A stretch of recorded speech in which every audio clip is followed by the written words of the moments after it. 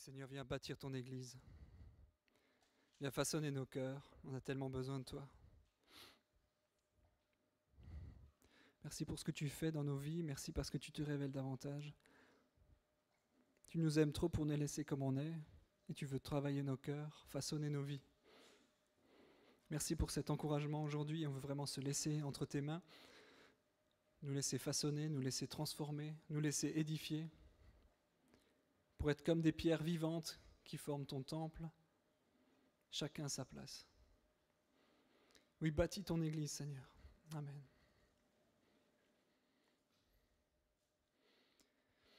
Oui, c'était fort, j'en ai les larmes aux yeux. C'est vraiment ma prière que le Seigneur continue de bâtir son Église, qu'il enlève de nos cœurs, de nos relations, tout ce qui n'est pas pur, tout ce qui n'est pas bon, qu'il arrache de nos vies tout ce qui n'est pas bon, qui ne le rend pas gloire, et qu'on puisse être construits les uns les autres, comme un édifice saint, mis à part, le réceptacle de sa présence.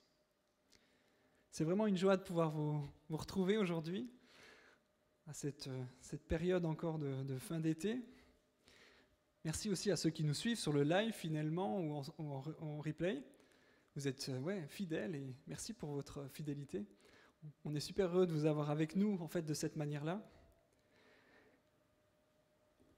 Aujourd'hui, on vit dans une société un peu particulière dans laquelle les possibilités sont multipliées. Vous avez remarqué que les sollicitations sont constantes, même dans les loisirs, même dans les vacances. On arrive à mettre en concurrence même des loisirs, ce qui est assez inédit dans l'histoire, je pense, de l'humanité. On arrive même à mettre des moments de plaisir en concurrence pour choisir ce qui nous plaît le mieux. Harris nous disait cette semaine qu'ils avaient une peine énorme à motiver les jeunes d'Alive pour des grillades. Je dis des grillades. Même pour ça, c'était compliqué d'arriver à motiver pour venir. Et il parlait en plaisantant, on arrive dans un temps de church on demand, d'église à la demande, et on pioche des choses qui nous plaisent, par-ci, par-là, et puis on construit notre vie avec des choses qui nous plaisent, comme on viendrait sur Netflix ou ailleurs à choisir notre programme préféré. Et on zappe, on passe d'une chose à l'autre avec un certain plaisir, pour notre propre bien, pour notre propre plaisir. Et on sélectionne ce qui nous plaît quand ça nous plaît. Et c'est dérivé d'une société de consommation, bien sûr, qui s'est surdéveloppée dans notre vie, dans notre manière de vivre, en fait. Et ça se mêle avec des nouvelles technologies qui rendent le tout de suite, maintenant, je veux le maintenant. Et ça fausse en fait notre relation à Dieu, notre relation avec les autres, parce qu'on veut tout de suite, tout maintenant. Et ce qu'on veut maintenant. On devient des petits enfants capricieux qui veulent maintenant. Je veux ça maintenant. Et du coup, je suis tellement étonné parce qu'en réfléchissant sur cette thématique, j'ai parcouru pas mal de versets sur cette thématique et j'ai été frappé par le nombre de fois où il y a le terme persévérance dans le Nouveau Testament. Et bien sûr dans l'Ancien, mais je me suis attardé sur ce terme-là. On vient du grec qui s'appelle upomone. C'est vraiment dans l'idée d'aller jusqu'au but, de ne pas dériver de son but, d'avoir quelque chose en objectif et d'aller jusqu'au bout. Persévérer. Et la persévérance est tellement présente que ça m'a impacté. Et je me suis dit, mais en fait, il faut en parler. Il y a quelque chose qui est là, qui vient contre le maintenant tout de suite. Ça vient frotter ce maintenant tout de suite, je veux ce que je veux. Et Dieu nous dit, mais il y a toute autre chose. Il y a quelque chose de beaucoup plus qui a beaucoup plus de valeur que je veux leur apprendre, leur montrer. La persévérance, c'est quelque chose que Dieu aime, que Dieu veut développer dans nos vies. Persévérance à porter du fruit, persévérance à faire le bien, attendre les promesses avec persévérance, persévérance pour vivre dans l'unité, persévérance dans la souffrance et les épreuves, persévérance pour garder les commandements de Dieu, persévérance pour garder la foi, courir avec persévérance l'épreuve de la vie, juste des petits exemples des termes qu'on retrouve dans le Nouveau Testament. Et ça, juste avec ce mot upomone. Après, il y a encore tous les dérivés du terme. Et on arrive, en fait, persévérer dans la vie de prière, persévérer à louer Dieu, persévérer à obéir aux responsables. Entre parenthèses, ça veut dire qu'on n'est pas toujours facile à suivre. persévérer à ne pas être amer. Enfin, il y en a plein. Persévérer dans tellement de domaines. Et je me dis, mais en fait, pourquoi ? Quelle est l'attente de Dieu ? Pourquoi tant persévérer ? Pourquoi il ne peut pas donner maintenant, tout de suite, à ses enfants ? Jacques 1,4 « Mais il faut que la persévérance accomplisse pleinement sa tâche, afin que vous soyez parfaitement qualifiés, sans défaut, et qu'il ne vous manque rien. » C'est fort quand même. Ça veut dire que la persévérance est ce qui nous manquerait. Sans la persévérance, on ne peut pas être bon, on ne peut pas être entier devant Dieu, on ne peut pas être complet. Ça fait partie intégrante de ce que Dieu attend de nous. Il faut qu'elle agisse pour qu'on soit parfaitement qualifié. C'est fort quand même, moi j'étais frappé. En lisant ces textes, ça devient l'évidence que la vie chrétienne est à contre-courant et ça nécessite de la persévérance pour continuer. On est comme des saumons qui remontent une rivière, on est à contre-courant. Et il faut de la force, de l'endurance, de la persévérance pour arriver à remonter et aller à l'objectif. Aujourd'hui, il faut de la persévérance pour ne pas pécher, lorsque la culture nous y pousse, l'environnement nous y pousse, les collègues nous y poussent. Il faut de la persévérance pour venir à l'église, alors qu'il y a tellement d'autres loisirs qui sont tout à fait louables à côté, même des temps de famille. Il faut persévérer pour traverser la maladie, parce qu'on n'a pas tout de suite les solutions. Il faut de la persévérance pour endurer la souffrance. Il faut de la persévérance pour s'attacher à Dieu plutôt que de préférer le monde qui nous entoure, préférer à vivre la vie commode, facile autour de nous, dans un certain confort. Et ça nécessite des efforts sur la durée. Et ça, j'aime pas, parce qu'on veut maintenant, et puis la durée, c'est quelque chose qu'on n'aime pas. Attendre, continuer d'espérer, de croire. Moi, je me souviens, quand j'étais gamin, on préparait la liste de Noël, des cadeaux, et puis moi, j'étais assez prévoyant, calculateur, je faisais ma belle liste, et puis je pense qu'au mois début novembre, j'avais déjà ma liste qui était prête, et je dis à mes parents, bon, allez, maintenant, ça vient, et puis il faut persévérer, attendre jusqu'au 24 décembre, jusqu'à ce que ça puisse arriver. Et puis parfois, on n'avait pas toujours ce qu'on avait attendu, mais en tout cas, persévérer, c'est-à-dire qu'il y a quelque chose qui est au but, et il faut continuer d'attendre jusqu'à ce que ça se manifeste. Oui, parce que il y a une récompense. Il y a une récompense pour ceux qui vont jusqu'au bout. Il y a deux textes qui l'affirment particulièrement. Apocalypse 22, 12.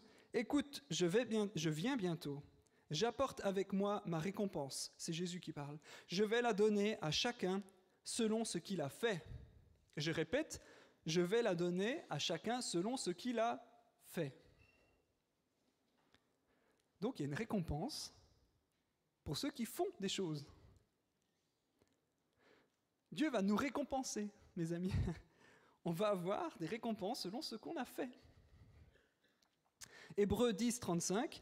Alors ne perdez pas votre confiance, grâce à elle, vous recevrez une grande récompense. Comme si on pouvait perdre la confiance, perdre la foi, perdre des choses parce qu'on n'a pas été jusqu'au bout. Et mes amis, aujourd'hui, je sens vraiment un feu sur mon cœur qui nous dit, mais cours avec persévérance pour remporter le prix, comme dirait Paul. Cours avec persévérance. Je cours vers le but pour remporter le prix, comme s'il y avait des freins, des choses qui nous empêchent d'y aller. Et c'est à nous de tenir ferme. C'est aussi une caractéristique du cœur. Il est bon d'avoir les yeux fixés sur la récompense, le but. Maintenant, on ne parlerait pas de couronne, parce que on ne voit pas tellement la couronne dans un match de foot, mais on parlerait de trophées, de médailles, de ce qu'on veut. Mais il y a quelque chose, un prix qui est donné pour ceux qui ont achevé la course. Et mes amis, moi, je veux achever la course, et j'espère qu'avec vous tous, on pourra aller jusqu'au bout pour obtenir la récompense de ceux qui sont fidèles. Je veux avoir une église qui court avec persévérance pour obtenir les promesses, pour obtenir le prix et les bonnes choses qui sont pour nous, pas que pour notre propre bien, mais pour accomplir les bonnes œuvres, pour accomplir les choses bonnes que Dieu a prévues pour nous, il nous faut de la persévérance. Agir sur la durée, agir sans se lasser, sans se laisser distraire, sans se laisser freiner. McDonald, un théologien, disait, alors bien sûr pas pour les Big Mac, mais franchement, nous ignorons ce que seront les couronnes promises dans l'Écriture.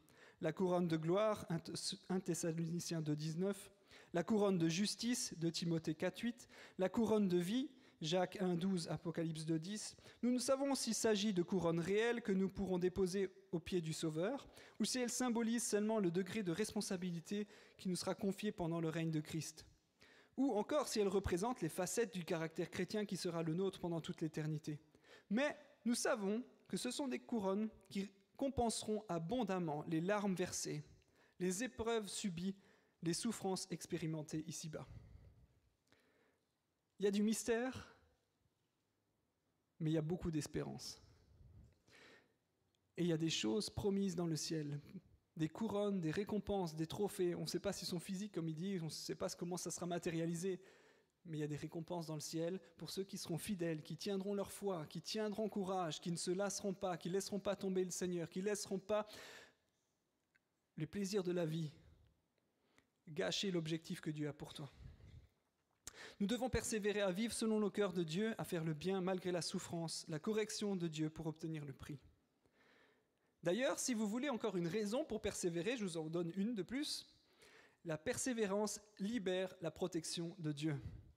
Apocalypse 3,10. « Parce que tu as gardé mon ordre de persévérer, je te garderai aussi à l'heure de la tentation qui va venir sur le monde entier pour mettre à l'épreuve les habitants de la terre. » Et je pense qu'on se fait tous une image particulière de ce que c'est que cette tentation qui va venir sur le monde entier, mais j'ai ma petite idée que ça a déjà bien commencé par rapport à tous les attraits du monde, tous les plaisirs qui nous empêchent d'entrer dans ce que Dieu veut, tous les loisirs, les plaisirs, le travail, tout ce qui nous obnubile, tout ce qui nous empêche d'entrer dans ce que Dieu veut. Et lorsqu'on est dans une attitude de persévérance, Dieu nous garde face à cette tentation et nous permet de traverser et d'aller jusqu'au bout. Je parlais l'autre fois d'un main dans la main avec Dieu, on a notre part et lui nous garde. C'est toujours un partenariat entre Dieu et nous.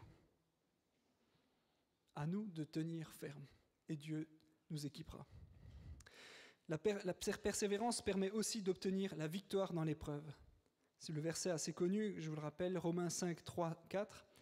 Bien plus, nous sommes fiers même de nos détresses, sachant que la détresse produit la persévérance. La persévérance, la victoire dans l'épreuve, et la victoire dans l'épreuve, l'espérance. C'est un fruit de persévérer. Et c'est quoi ce fruit ? Quel est le fruit de la persévérance ? La victoire dans l'épreuve. Dieu nous promet d'avoir des victoires dans nos épreuves parce qu'on a tenu ferme, on a attendu, on a espéré en Dieu, on a mis notre foi, on a gardé face à la durée, aux obstacles, on est tenu et puis Dieu nous donne la victoire. Et cette clé-là, mes amis, à nous de l'enclencher. J'ai envie de voir des choses, des victoires dans nos épreuves, des victoires dans ce qui nous freine parce qu'on a tenu ferme. On a tenu ferme, on a espéré, on est resté ancré avec foi sur le message de Christ. Sorte de vie, les détresses, c'est-à-dire les épreuves, les souffrances font partie de la vie chrétienne, elles seront utiles pour nous façonner. Mais ça passe par la persévérance. C'est-à-dire ne pas abandonner sa foi, sa confiance en Dieu, ne pas se laisser aller, ne pas râler. Tu passes par un moment douloureux, accroche-toi à Dieu, persévère dans la prière, dans la foi, ne te laisse pas éteindre par le mal, mais crois, espère, accroche-toi.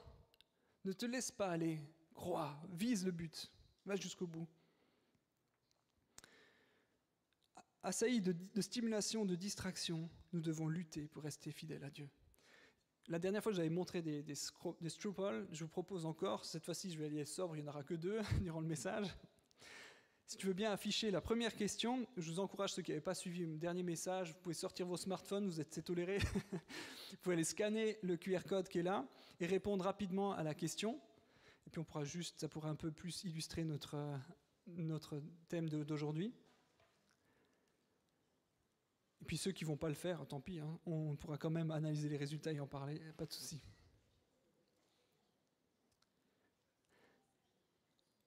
Et parfois, on fait les choses en perdant le sens de pourquoi on le fait.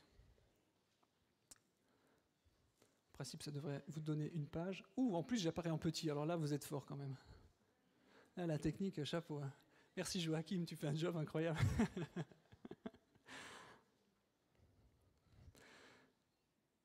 Mes amis, on doit persévérer face à l'adversité Et c'est une caractéristique que Dieu veut développer dans notre cœur.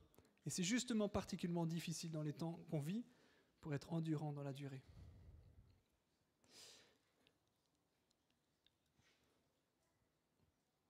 Ouais, je pense que vous avez tous à peu près lu. Est-ce que tu veux bien essayer de nous après tu peux faire quelques refresh toutes les 2 secondes et afficher les résultats. Ça te met un peu au défi. Merci beaucoup Antoine pour ton job. Je les mets souvent un peu au défi avec des questions, des trucs un peu particuliers. Donc après, si on peut avoir les résultats, ça m'intéresse. Parce que je vous ai mis dans quel domaine en particulier j'ai besoin de persévérer. J'ai besoin de persévérance pour lire ma Bible régulièrement, lutter contre le péché, prier, supporter la souffrance, louer, faire le bien autour de moi, venir à l'église ou des autres. Mais ça ne m'étonne pas, en fait, que lire la Bible régulièrement, c'est un de vos défis les plus grands. C'est souvent ce que j'ai lorsque je discute avec quelques-uns de vous en dialogue, en discussion personnelle, en coaching. Lire la Bible, c'est quand même un défi. Et je crois qu'il faudra qu'on réfléchisse à des aides, des stratégies pour persévérer. Nous, on en parlait dans notre groupe, peut-être ça peut être une bonne idée de se donner des objectifs, de lire un livre ensemble, de la Bible, et puis s'encourager. Peut-être qu'il y a des initiatives à vivre et à s'encourager mutuellement, mais mes amis, persévérons. Trouvez des idées innovantes pour arriver à persévérer. Lisons la Bible, mes amis, c'est de là qu'il y a la source de vie. Lisons la Bible régulièrement. C'est ce qui nous nourrit, ce qui nous fait grandir. Lisons la Bible. Persévérons ensemble. Et c'est beau de voir que c'est un défi assez majeur et qu'on est ensemble. Il n'y a pas de honte. D'ailleurs, les sondages, ils sont anonymes. Hein. Il n'y a pas de honte à avoir. Mais mes amis, on voit que les défis sont majeurs dans la lecture de la Bible, dans la prière. Ça ne m'étonne pas, mais on doit persévérer. On doit avoir courage de le faire parce que c'est ça qui entretient et nous fait grandir. Et c'est ça qui nous permet d'obtenir le prix et la couronne de gloire. Parfois, on fait les choses en perdant le sens. On fait les choses par habitude et la passion s'éteint. Et j'aimerais vous mettre un petit extrait d'une vidéo que j'ai trouvée sur YouTube. Alors, je pense qu'on ne peut pas se faire jeter de YouTube, il va falloir qu'il la mute. Dans la comédie musicale, Un violon sur le toit, c'est toute une vieille comédie musicale. Tu connais Sabrine ? Ah ouais, quand même. Un juif marié à Goldie par un mariage arrangé lui demande si elle l'aime alors que leur fils souhaite se marier par amour. C'est un choc de culture entre toute une tradition où on se mariait par arrangement et un moment donné où d'un coup il y a la notion de mariage par amour. Et on en arrive à un passage mémorable qui met en perspective l'amour avec le dévouement complet de Goldie dans leur mariage. Et j'aimerais juste, si c'est possible, vous êtes prêts à pouvoir passer la vidéo. C'est un petit extrait d'1 minute, mais je trouve intéressant.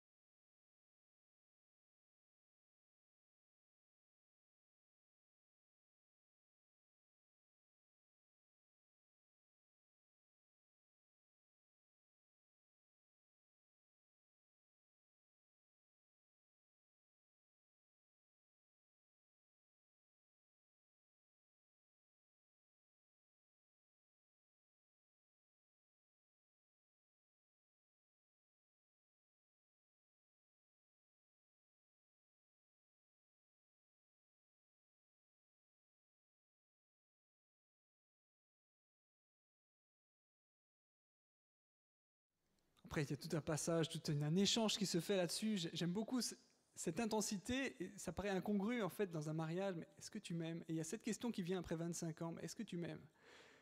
Et parfois, dans notre vie chrétienne, on peut se demander, mais après 25 ans de vie chrétienne, après X années que je suis Jésus, après tant de choses qu'on fait, j'ai cuit ta soupe, j'ai traité ta vache, j'ai fait tellement de choses pour Dieu, et finalement, est-ce qu'on le fait par amour ? Ou par devoir, par passion ou par habitude. Et ces temps, il y a eu quelque chose dans mon cœur qui m'a fait profondément mal, ou enfin pas mal, mais dans un bon sens du terme. J'entendais Jésus qui me dit, mais est-ce que tu m'aimes? Est-ce que tu fais les choses par habitude? Est-ce que tu fais les choses parce que tu persévères? Je crois que j'ai cette valeur-là de persévérance, en tout cas pour pas mal de choses. Mais est-ce que tu m'aimes? Et ça m'a beaucoup fait réfléchir. Ça m'a permis de m'humilier devant Dieu. Et je me dis, mais Seigneur, j'ai tellement besoin de retrouver cet amour, cette passion. J'ai été frappé de plein fouet par ce verset dans Apocalypse 2, 3, 5. « Je connais tes œuvres, ton travail et ta persévérance. Oui, tu as de la persévérance, tu as souffert à cause de ton nom et tu ne t'es pas lassé. Mais ce que j'ai contre toi, c'est que tu as abandonné ton premier amour. Souviens-toi donc d'où tu es tombé, repens-toi et pratique tes premières œuvres. Sinon je viendrai bientôt à toi et j'enlèverai ton chandelier de sa place, à moins que tu ne changes d'attitude. » En gros, c'est bien joué pour ton travail, bien joué pour ta persévérance, bien fait. Merci pour tous tes efforts. Mais est-ce que tu m'aimes? Je sais tout ce que tu as fait pour moi, mais est-ce que tu m'aimes?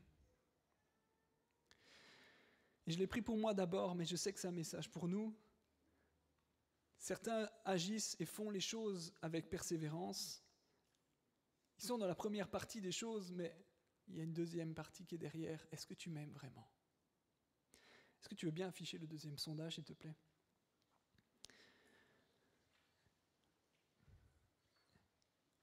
C'est vrai que j'essaie de faire mon possible pour avancer, faire les choses avec vous. On a des séances, des groupes de travail, de réflexion, des choses qui se mettent en route pour progresser, chercher le cœur de Dieu, pour changer, faire les réformes. Et je pense qu'on fait ça avec persévérance, en essayant de voir le projet de Dieu et viser le but pour avoir une église saine, qui se bâtit, qui grandit, qui est libérée aussi des heures du passé, puis qui grandit. Et puis je m'efforce de tout mon cœur, de toute ma passion à avancer.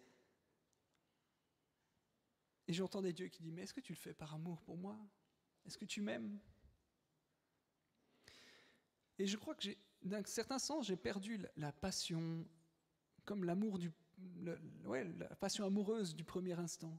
Je me réjouis qu'on ait des baptêmes tout prochainement, parce qu'on va pouvoir de nouveau s'encourager de ce que c'est que se tourner vers Dieu, la passion du début, d'apprendre à connaître Dieu, de la découverte de cet amour qui nous surpasse, cet amour qui nous libère du péché, qui nous libère de toute notre vie passée, cette transformation intérieure qui nous réjouit, qui nous passionne, qui nous enthousiasme. Mais après 25 ans, après 30 ans, Jésus qui nous demande, mais est-ce que tu fais ça encore par amour? Reviens à mon premier amour, je t'aime.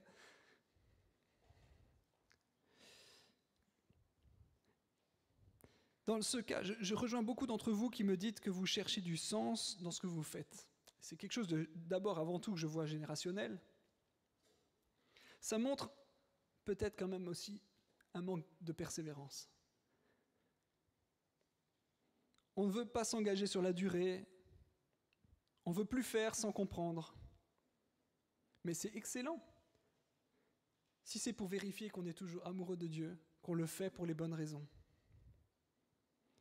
Mais ça peut être aussi un gros obstacle qui nous empêche d'être persévérants et grandir avec Dieu en obtenant le prix payé. Ça ne doit pas être une excuse pour être flemmard et rebelle. Chercher du sens, ça ne doit pas être une excuse pour être flemmard et rebelle.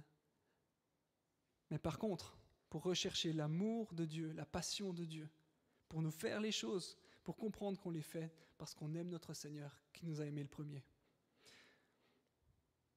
Moi, je veux retrouver cette passion-là.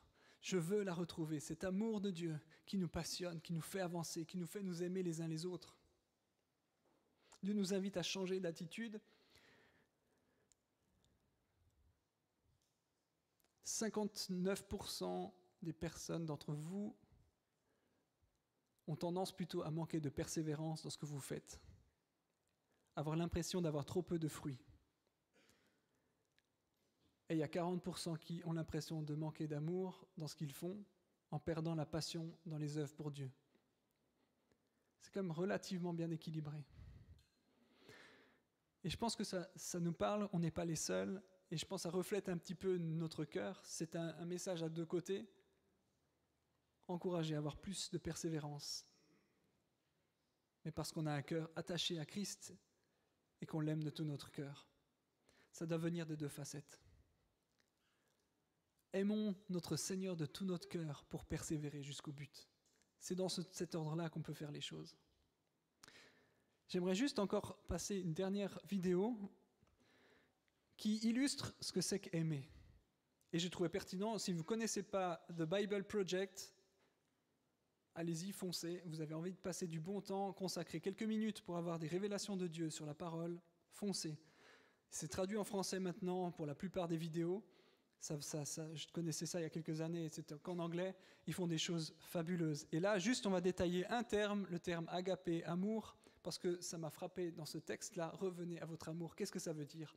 Et juste, si vous voulez bien, passer cette vidéo, et je pense que ça va nous illustrer qu'est-ce que ça veut dire aimer Dieu.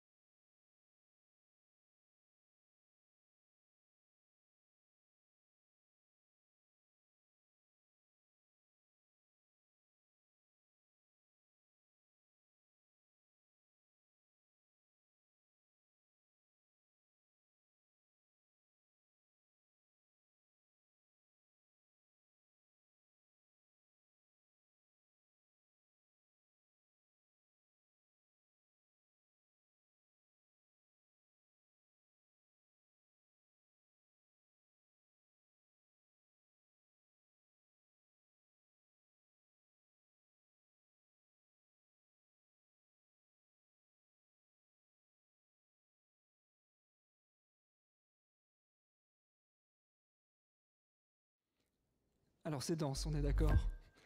Mais je trouvais intéressant de rendre compte que l'amour produit du fruit. L'amour, c'est un don de soi centré sur les autres. C'est le contraire de l'égoïsme.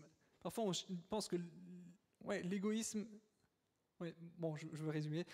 L'égoïsme a son contraire dans l'expression de l'amour qui se donne pour les autres. C'est tellement important de se décentrer sur soi pour aimer, donner librement son temps et persévérer. Lorsque vous êtes amoureux, tout devient léger, facile, et j'aimerais qu'on puisse retrouver cette place où on peut de nouveau produire du bon fruit, aimer son prochain, donner du temps, donner de l'argent, donner de l'énergie dans ce que Dieu veut et son prochain, faire des bonnes choses pour ses voisins, pour son entourage, que cet amour produise du bon fruit. Parce que dans l'Apocalypse, dans le verset qui m'a frappé avant, « Je connais tes œuvres, ton travail et ta persévérance. » Mes amis, si l'amour ne produit pas des œuvres, ça ne sert à rien. Et Dieu nous met au défi aujourd'hui de l'aimer, d'aimer nos prochains et de le manifester avec persévérance. Et que ça puisse vraiment nous toucher aujourd'hui, de savoir pour quelles raisons on fait les choses. Est-ce que c'est vraiment par amour pour Dieu et pour les autres? Est-ce que ça produit un bon fruit? Et dans quoi je dois persévérer pour que ça puisse produire un fruit durable, remporter le prix dans l'éternité. Mes amis, je veux que vous puissiez tous repartir dans l'éternité avec des belles couronnes de récompense, parce que vous êtes allés jusqu'au bout par amour, en don de vous-même, pour les autres et pour Dieu, parce que vous êtes allés jusqu'au bout, parce qu'ensemble, on s'est encouragés à persévérer jusqu'au bout. Que vous puissiez puissamment être encouragés à aller à aimer, encouragés à aimer de manière pratique, de manière concrète, qui produit du fruit pour aller jusqu'au bout. Soyez vraiment bénis.